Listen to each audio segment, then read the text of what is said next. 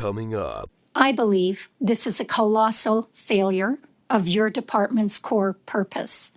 What value does your department offer aside from the rubber stamping of corrupt procurement practices? After this review, ISCD asked to reevaluate and choose McKinsey instead, despite the completion of this evaluation. In response, ISCD stated they would be happy to delete the financial evaluation email to hide the fact that they were requesting a change. McKinsey shockingly then received this contract. Do you condone the deletion of emails in order to favor certain companies in the procurement process? The question is very specific. How many other tranches, how many other waves of further criminal investigations can we expect? We got the impression from your minister and Minister Anand that there was going to be a review of all the contractors who have been potentially subject to investigations by the RCMP, investigations by the Auditor General. We know that there's 635 similar IT middlemen operating in the same capacity as GC Strategies. Are all of those 635 IT middlemen being investigated for potential fraudulent activities? Okay. Should McKinsey, because of their broader conduct, be on a blacklist? Why were they being contracted at all in light of all the things we know about their behavior, conflicts of interest around the world, human rights abuses, etc.? This guy's garage. Like and subscribe. Earlier this year, reports from the Auditor General and the Procurement Ombudsman on the Arrive scam debacle raised serious concerns about contracting, particularly in the sole sourcing of several contracts. Today you're here, appearing on the heels of yet another report from the Procurement Ombuds, which raises serious concerns in regard to contracting in relation to McKinsey. Of deep concern is the OPO's comments regarding the National Master Standing Offer, or NMSO, and that none of the call-ups had any justification for sole sourcing. Yet your department approved them all, shoveling out tens of millions of dollars to this company. Who signed off on these call-ups? Thank you very much for the question, and I'll give some context around the call-ups. NMSO. Mr. Chair, I did not ask for context. I asked who signed off on these call-ups.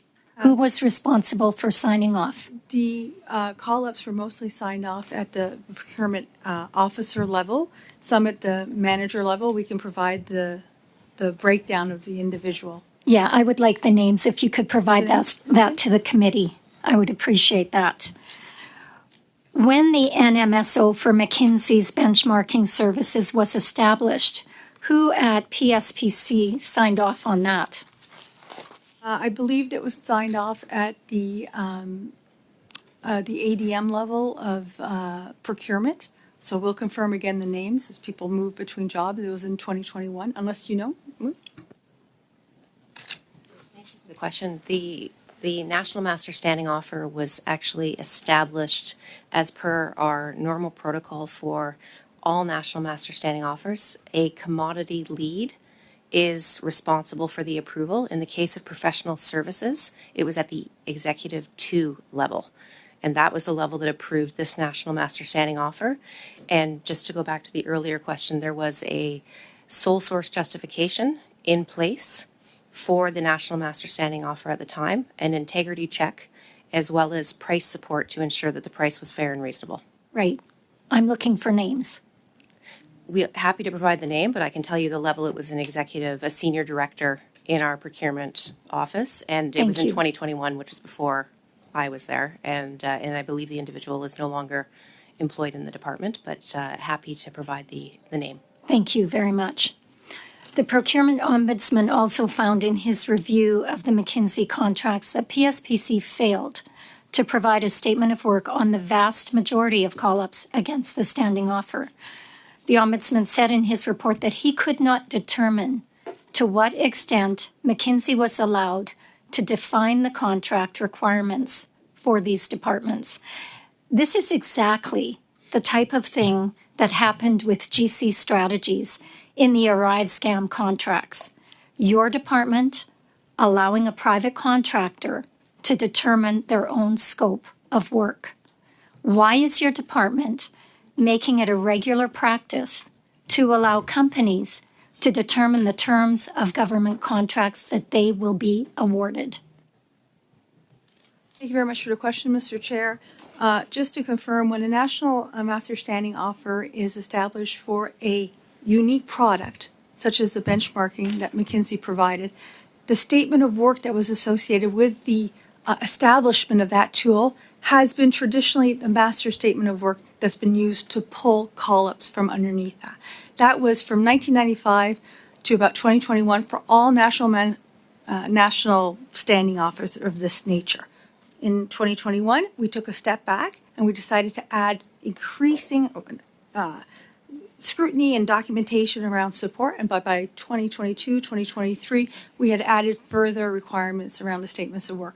But the traditional historical piece was to use the statement of work associated with the establishment of the procurement tool, given that it was an individual, unique, proprietary service provided to Canada. So I am simply going by what the Procurement Ombudsman reported on, and he questioned the fairness and the transparency of the lack of documentation that was available to determine whether or not McKinsey defined its own scope of work. So we'll leave that there. I believe that there are questions around that, around fairness and transparency.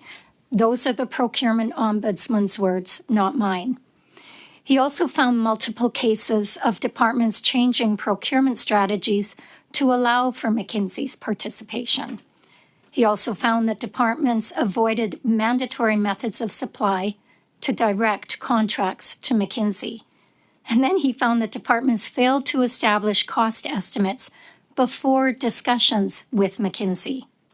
And he found that bids were inappropriately reevaluated, resulting in McKinsey being the only compliant bidder and being awarded the contract. All of this under the watchful eye of PSPC. I believe this is a colossal failure of your department's core purpose. What value does your department offer aside from the rubber stamping of corrupt procurement practices? I'm afraid I have to interrupt because it is past our time. Perhaps get to it in the next round or provide in writing. I will remind everyone, I know you've been with us before, but our committee as well has passed a motion that all requests for information are to be returned to us within 3 weeks. Mr. Reza, you had, in your response, you referred to the National Master Standing Offer. You talked about referenced 1995 to 2021. I didn't quite understand sort of the point that you were making there. Can you just repeat that a little bit and take your time to clarify that? Thank you very much. I was trying to build the context that within procurement, we use different methods of supply. And there's many of them, and they're competing, and some of them have been long-standing. Some started in 1995. A lot were established in 2005, the ones that we hear frequently around the information services, TBIPs and SBIPs, which look at solutions, came on longer. So what I was trying to make clear is that these have been, for the last 20 years, methods of supply that we look to modernize and build on and have existed in for the last 20 years in terms of how we deliver procurement. We're constantly looking at how to improve them, but these are not one-offs, or they were not created for any specific supplier. In the case of benchmarking, which is an area the government needs as part of their independent review and their quality assurance, we have 4 or 5 vendors that have had similar arrangements, and this has all been publicly and transparently posted on government websites for many years. So it's not something done that's unique and not well understood. But if you permit, I'm going to turn. Dominique, est-ce que tu as quelque chose à rajouter?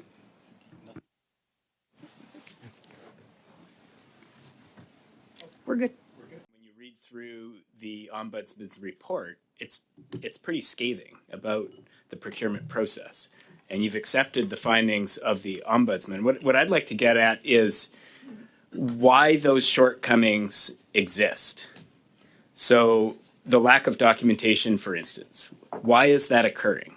Is it sloppiness? Is it because there's a lack of respect for the stated requirements that are laid out in the procurement process? Is there something more nefarious going on?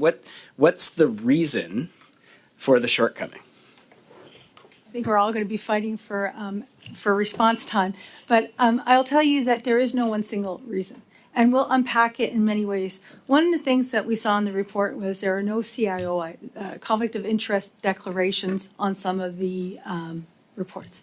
And I said, why not? And we went back to the supply manual, which provides the direction to procurement officers and to clients. It doesn't have to be on file if you're a public servant, because your code of conduct manages it. So what is defined as a lack of documentation in the report, that's accurate, but we haven't established a baseline of requiring it in the first place. Same with the security requirements. You know, I saw that the security requirements weren't there. Well, they were there, but they weren't in the 2 or 3 places they were supposed to be in. So we need to rationalize the lack of documentation. We need to be clear on what's causing it. And we need to capture. I'm not quite sure I understand the nuance behind that point. They were there, but they weren't where they were supposed to be. Doesn't that mean they weren't there? If I may add to that, over time, there was a different way to store information on the record. It could have been by email, it could have been stored on some local drive. So I have to say that it's not because something was not there, and I do appreciate that we don't have the evidence to show that it was there, but this is where we need to leverage electronic procurement solution that will make sure that we document every step and that we maintain a central repository of all information, because going back in time, Madame Mirza was mentioning the numbers of procurement that we handle on a yearly basis. So we need to improve on the tool, and this is exactly what we've been doing over the last 5 years. A previous PSPC minister personally signed a $5.7 million contract, even though your department agreed that ESDC had not met the threshold for a sole source contract with McKinsey. Why did this minister personally sign this contract when your department had already challenged this contract?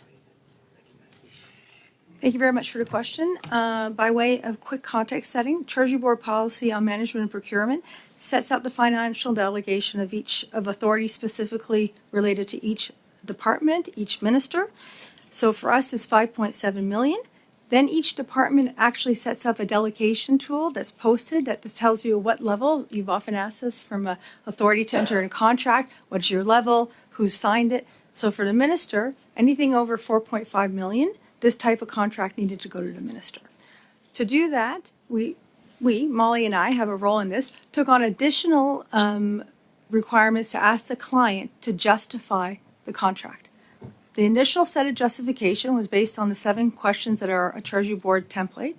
The procurement officer went back, received additional information, was satisfied with the justification provided by ESDC, papered the file, provided a recommendation to Molly, and that turned into a recommendation for the minister to use her authority to enter into the contract. So there's pretty significant paper trail. I saw, as you did in the report, the commentary, but there was additional information provided as well as a robust rationale. Could you please table this paperwork with the committee? Thank you.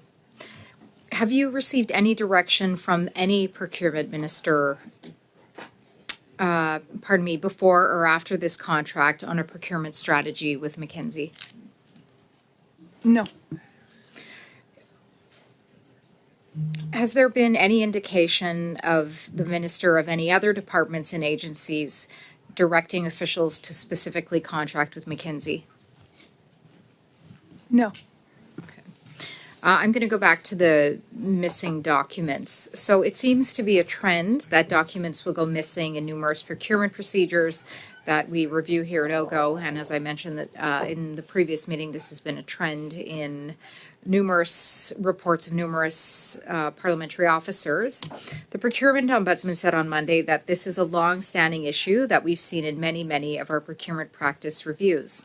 The one distinction that I would note specific to McKinsey is the timing of these documentation lapses.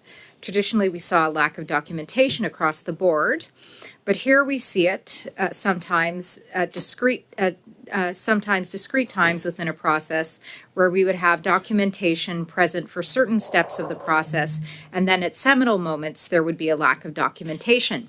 That's the part that's concerning. So why do you think these departments are choosing not to document at times that seem inconvenient for them to document?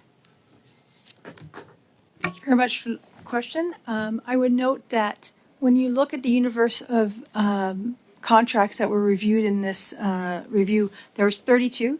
19 of them are part of the National Master Standing Offer, so it's a very different set of documentation requirements that we've been discussing. The remaining ones were, for the vast majority, low contract value under, not all of them, but under 40,000. And I think that as the paperwork went back and forth, there was probably not enough hygiene and rigor around making sure it was well collated. Another issue when it comes to documentation and some of the frustration perhaps the committee notes, or I feel from the committee, is that when you do an evaluation of a bid, half of the bid documentation goes to the department that does the technical evaluation. And there's a whole bunch of bid methodology and material prepared there. And PSPC keeps the financial envelopes. They're kind of independent keys. And then we have to put the file back together and make sure documentation is well described. I don't know if you have any. Thank you so much. I'll leave it there. If he's concerned, I'm concerned. In a $2.9 million competitive contract for ISCD, 2 bids were received, and McKinsey was not chosen because it did not have the best price and financial score in comparison to their technical capabilities. After this review, ISCD asked to reevaluate and choose McKinsey instead, despite the completion of this evaluation. In response, ISCD stated they would be happy to delete the financial evaluation email to hide the fact that they were requesting a change. McKinsey shockingly then received this contract. Do you condone the deletion of emails in order to favor certain companies in the procurement process? Thank you very much for your question, Mr. Chair. Absolutely not, and PSPC was not involved in the procurement. Further, I picked up the phone and spoken to the ISED deputy, and he assures me that training is in place, and it was really inexperience and error, and it was noted. Thank you. Elected officials come and go, so I think I've heard from you that this procurement process has gone back since 1995. Today, I heard, and we've heard from other witnesses in this committee about it going back to 2003, and the procurement process has not changed. My concern is that government officials have often been around for decades, and they've built relationships around with people, and there's subcontractors, contractors, and again, I know that the concern's been raised by some of our friends from across the way as well about the potential of collusion and getting favoritism. So what? And I think you mentioned training that's being done on the standards for procurement, some changes that are being made. What is PSPC doing to address the recurring issue of documentation missing from the files? Is there, I think we even heard from the minister that there's a new AI process that might be being implemented. Is that something that you can give us some knowledge around? Thank you very much for the question. And it goes back a little bit to the earlier question. What is the implementation plan for this and other audits and what we heard in ArriveCan to avoid the documentation challenges we face? It goes back to training. It goes back, I know we've put a new quality assurance officer in place to be able to review the material. We have been talking about e-procurement. We have been identifying what actually is part of a procurement strategy in terms of documentation. And we've been looking at our own processes and looking to see how we can actually amp it up so that we have more clarity and transparency around, including using the Treasury Board open portal and the training associated with it. I'd like to go back to this issue of changing the procurement strategy midstream, and this is under line of inquiry 1, competitive procurement practices leading to contracts awarded to McKinsey. And the Ombudsman lays out a storyline that I think for most people seems inappropriate.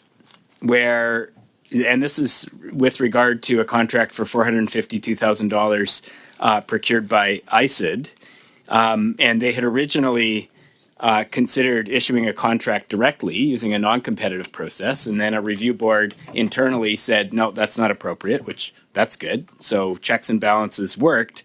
Then they reached out proactively to McKinsey and provided them with a link to the task-based supply arrangement. And in response, McKinsey said, no, we don't qualify for that. And so I came back to them again and said, hey, good news. We've changed it. Now it's a solution-based supply arrangement. So, getting back to what we saw with ArriveCan, there's this situation where the vendors and the people in charge of procurement are in consultation, they're in communication about the shape of the actual procurement process. How is this, how is the public to understand this as anything other than completely inappropriate? Thank you very much for the question. And from the outset, I'm going to say that PSPC was not involved in this procurement, so I'm just going to give some broad line observations. The methods of supply for the space of professional services are extremely complex. So on the face of it, the issue about which method of supply to use and pairing it, or this view that there's favoritism, it may only be that the methods of supply themselves did not lend themselves to the right bidder. So it's not always an issue of trying to say, you need to go through this method of supply versus another. So I think that's a key piece of information that needs to be understood, because most of our clients don't understand which method of supply is actually the suitable method of supply. So that's the first thing I want to draw to your attention. The second thing I want to draw is that in this particular case, they competed. I believe they competed the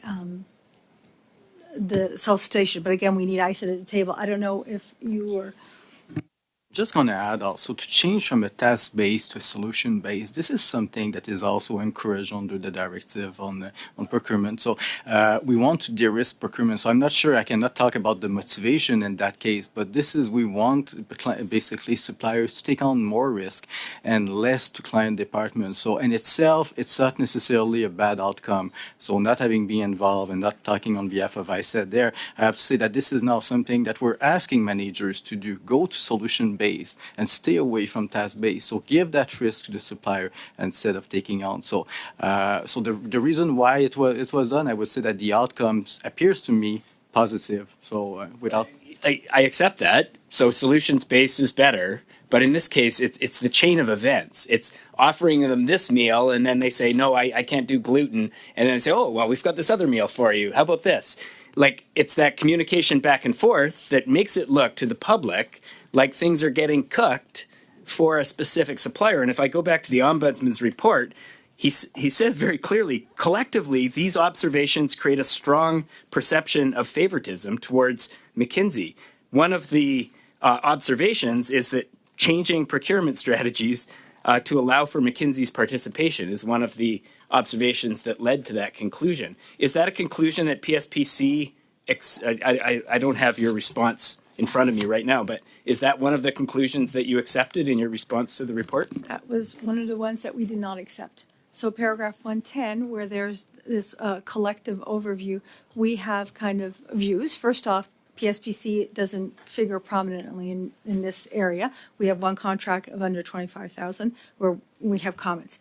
Changing procurement strategies is okay. I go back to your initial question, Mr. Chair, about what Canadians say. I think there's a balance as well as making sure we're optimizing the procurement system in a way that's efficient, fair, open, and transparent to make sure that we're putting the right tool in place to be able to execute and deliver on services. There's a balance. I'm not suggesting one way or the other, but it's okay to change procurement strategies. We often challenge when clients come to us and say, this is going to be sole source. We say no.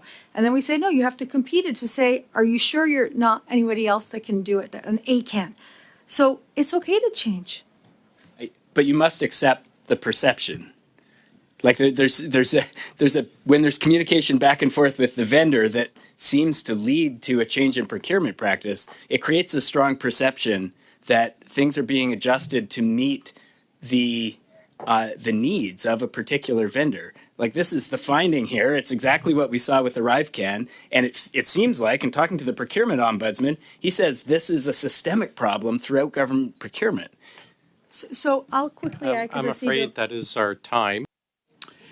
Ms. Reza, over a year ago, in fact, February 22nd, 2023, this committee received a letter from your Assistant DM, Policy Planning and Communications, Mr. Irecci, concluding a first tranche of documents that had been ordered by this committee. In that letter, your department promised that there would be more documents to come and promised that a second tranche would arrive well over a year ago, March the 3rd, 2023. Who directed your department not to provide these documents to the committee within that time frame? Thank you very much for the question. I believe that the work is still underway. There's about 20 to 40,000 pages that need to be translated and collated, and the minimum redactions being done. I do believe they're on their way to you. And you didn't see fit to update this committee? I apologize. I should have started with that. Okay. Can we have another tranche of documents delivered to this committee within 3 weeks? I will do my utmost to do that, yes. Okay. You referred 3 IT companies to the RCMP regarding fraudulent contracting, value of close to $5 million with a time frame of 2018 to 2022. Who are they?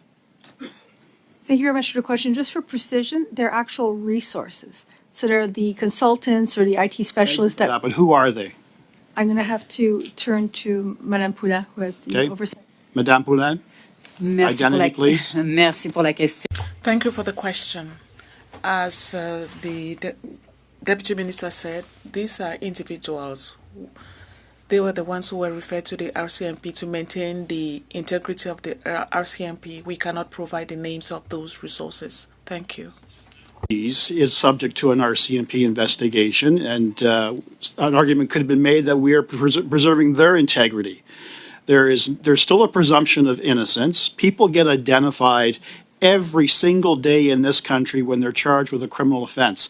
I'll ask you again, will you identify those 3 IT companies that have been referred to the RCMP? Consult internally, and we'll see what we can do in order to provide those names. Can you provide some context as to the size of those companies? We know at this point, GC Strategies, a small 2-person company, fleecing Canadian taxpayers for close to $60 million, all the way now to McKinsey, the largest strategy consulting firm in the world with 30,000 consultants across 65 countries. Again, potentially under RCMP investigation. So what are the sizes of the companies under investigation now? Si vous permettiez, je vais commencer. Let me just start, just for clarity. These are individuals. So how this came to light is that there would be maybe an individual working for 2 different companies and charging the Crown for the same time.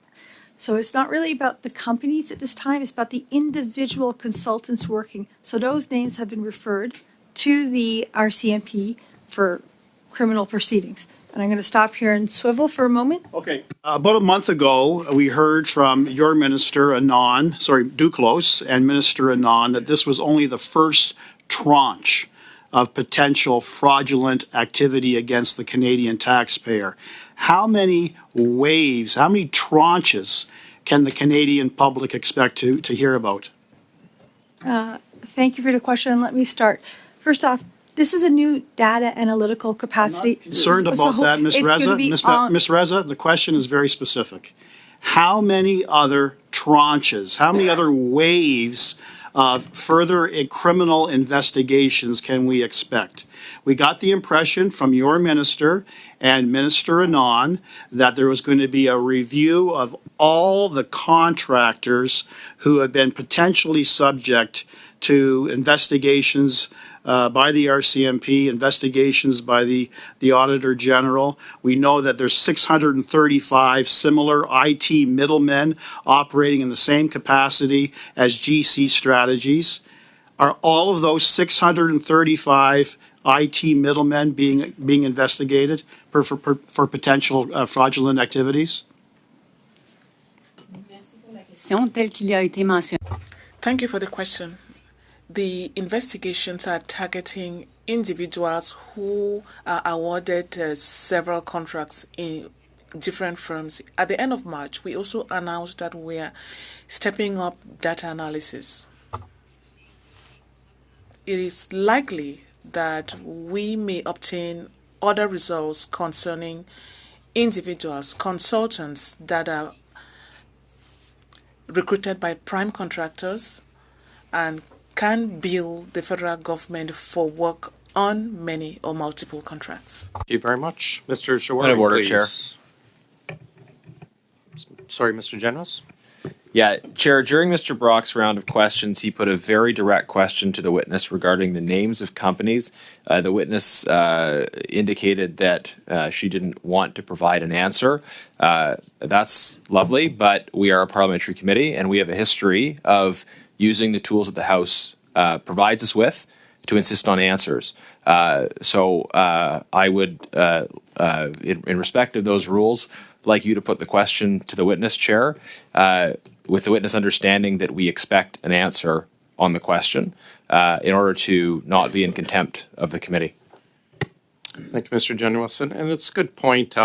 Colleagues, this is the exact same issue we had with Mr. Firth, where very clear direct answers or questions were put, and he refused to answer. And I'm not saying we're going down the same path as Mr. Firth, but a very clear question was provided, and I think the committee deserves a very clear answer. If you are going to provide it to us in writing, the name of the resources, that will be acceptable to us, I think, the committee.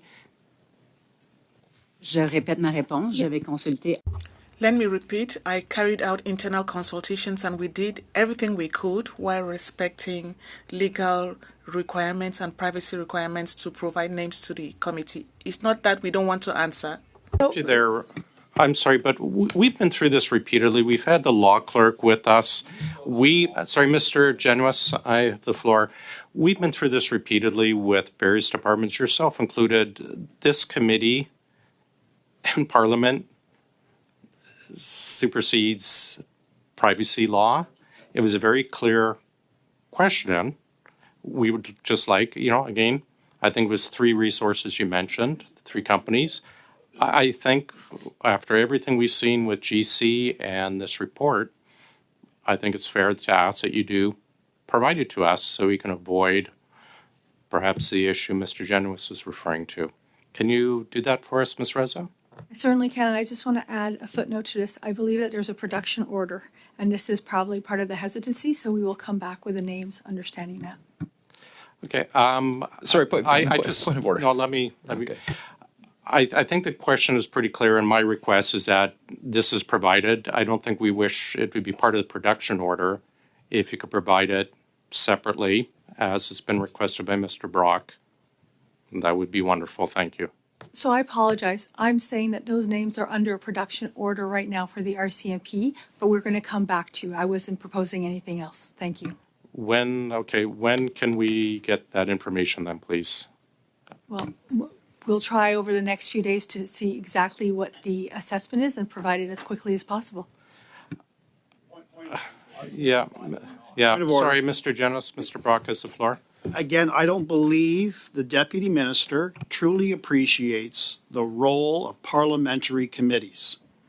As the Chair has indicated, privacy is trumped by this committee.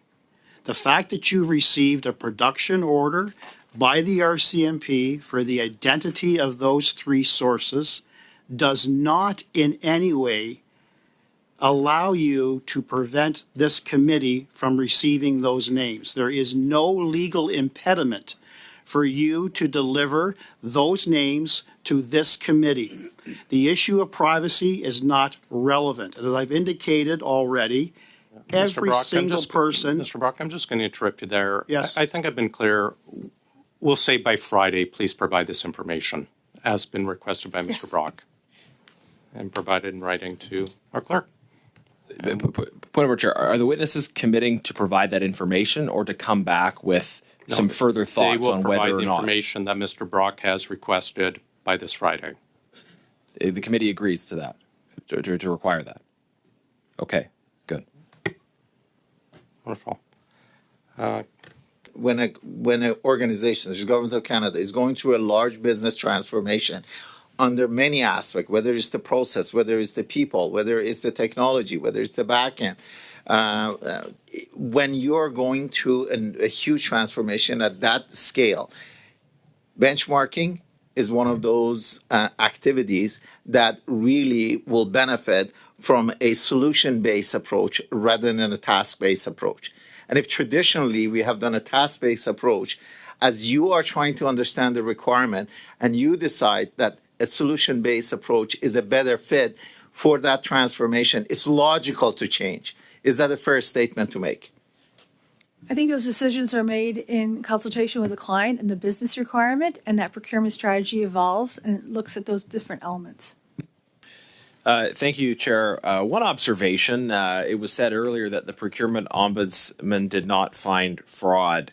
I would just say he also did not find pickles because that wasn't what he's looking for. His mandate isn't to lay criminal charges. I do expect criminal charges will be laid in relation to government procurement. We've already had one contractor's house raided, but time will tell. I did want to ask about the issue of money being paid back in relation to the Arrive scam scandal. Parliament passed a motion asking for money to be paid back. Christian Firth testified that no one had even asked him about returning money. Ms. Reza, have you had conversations with the minister about this? Is the minister seeking information or seeking processes to have that money paid back or not? Thank you very much for the question. Restitution is something that we look at across various elements of ArriveCAN and other cases like we just described. We have had conversations. I've advised the minister that the issue is with legal, looking at the various approaches that can be dealt with and with the client whose budget it is. So I don't know if you have anything further, Karen. Yeah, just to follow up on that, though, the House prescribed a timeline. Do you have a timeline? Clearly, it's not the House's timeline because the House's timeline has elapsed. Do you have a timeline on this from legal? I'm going to ask Catherine, who's closer to. Thank you for the question. For the files being mentioned on overbilling, when there's a bill that clearly shows that there was overbilling by specific suppliers, it's possible for us. The process. I want to know what is being done to get this money back in accordance with the House order. The time has elapsed on it. What is your timeline for reporting back, asking for the money, advising the House on next steps? Thank you very much for the question. We'll have to come back with a written response in terms of Department of Justice and CBSA in terms of next steps for restitution for ArriveCAN. Okay. There's not much more to be said except that I don't think that's acceptable. We'll wait for your written response. But the House passes a motion, prescribes a timeline, asking for the money to be asked for back. And we're well past that timeline. And we're hearing that essentially it's in the process of being studied. That's clearly not good enough. But we'll look for a response. Fundamentally, this is on the government for setting those expectations. Now, I was a bit. You were a bit ambiguous in your response on the particular aspect of favoritism in the McKinsey report from the Ombudsman. The Ombudsman found that favoritism was shown towards McKinsey. You seem to say that you agreed with the findings of the report, and yet also that you seem to not to be clear on whether you agreed with the finding of favoritism. Did the government show favoritism towards McKinsey?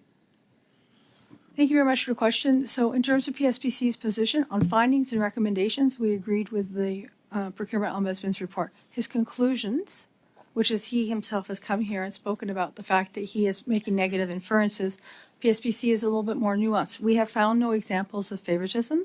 These cases PSPC is not involved in. These, in 110, the four factors in terms of favoritism are based on many contracts of small value. And as a contract authority, as a common service provider, we haven't issued that many to be able to make the assessment that this is an accurate bias. Yeah. I mean, in terms of the evidence, he provides a report in which he demonstrates, I think, clearly the reasons why he came to the conclusion that favoritism was involved. Based on your reading of the report, do you agree that the government showed favoritism for McKinsey? Is there a recognition of that finding, or are you skeptical about that finding? In terms of, thank you very much for the question. In terms of the conclusion, PSPC has also noted in the document that it doesn't have the same assumptions as the procurement ombudsman. I don't know if you'd like to add Can we just anything? get a yay or nay though? Like, do you accept the conclusion that favoritism was shown for McKinsey, or do you not? I mean, either position, would be a fair answer. But I just like to know, really, from the deputy minister, it's do you accept the findings, or do you not accept the findings? I do not accept the findings, although PSPC is not impacted in it, so it's a little bit difficult. I'm sorry. Did you say you do not, or you do? I do not accept that there is favoritism for McKinsey in the current system based on our assessment as a common service provider. Okay, so you're not accepting the conclusions of the report in this sense. If you allow me to jump in. No. I've got one more question to. You have about 10 seconds, so make it very brief. A very brief answer. Okay. Should McKinsey, because of their broader conduct, be on a blacklist? Why were they being contracted at all in light of all the things we know about their behavior, conflicts of interest around the world, human rights abuses, etc.? I'm afraid you should have left it at a yes or no. I don't think we're going to have time for a fulsome. Perhaps you can get back to us in writing, though. I wanted to ask Ms. Reza, my colleague had used the word collusion, and I know that you had taken exception to that word, and you were just about to, I think, speak to it a little bit and why you took exception to that word.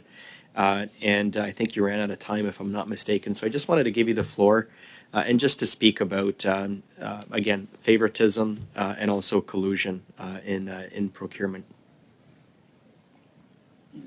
Thank you very much for allowing the follow-up, because we did want to come back and talk about what we're doing for measures of collusion to ensure that the procurement system has an integrity. But I think it's worthwhile to circle back to the issue that we just went with in terms of the findings and recommendations as it relates to favoritism. At PSPC, we look at the Procurement Ombudsman report and we look across it to see how we can best apply it, how we can best put in best practices, and how we can adjust. So in terms of this particular element, it's difficult for us because we do hundreds of thousands of contracts, and we need to be able to assess the broader bidder pool. So for example, how many times did McKinsey compete, to be able to assess was there favoritism? Is this structured on these very modest contracts? And we have to look at the contract value to see whether or not when they were sole sourced, it exceeded what they competed for. There's a lot of different assumptions that we need to unpack and work with the procurement ombudsman. So I'm a little bit the favoritism, while PSPC as a common service provider was not implicated in the findings, there's one small contract, I do want to be able to give a thoughtful response and make sure that, we're not offside, because there are so many recommendations and best practices here. Je vais me tourner. Yeah, thank you. And also, when you look at, for instance, from my standpoint, is that you need to look, is there positive, concrete evidence that would demonstrate that PSPC did favor McKinsey over another supplier? And, I know that the ombuds draw some negative inference for the lack of information, but I think when we drill down at PSPC contract, we cannot accept the fact that there is evidence that would show that, there was a preferential treatment that was afforded to McKinsey. There's no such evidence on file. One of the things we heard is that today is that PSPC, for example, or the procurement officers work together. There's an iterative process, a back and forth process at times between the procurement officers and the vendors. Can you just explain why that is appropriate to have that sort of exchange back and forth between the procurement officers and the vendors?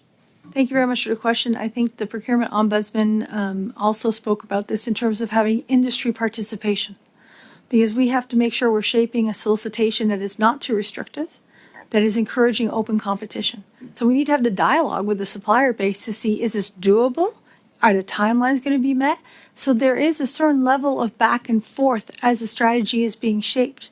And once we move into a solicitation phase, it becomes a much more gated, transparent element of the process where that continuum has changed and it's a more formal response. But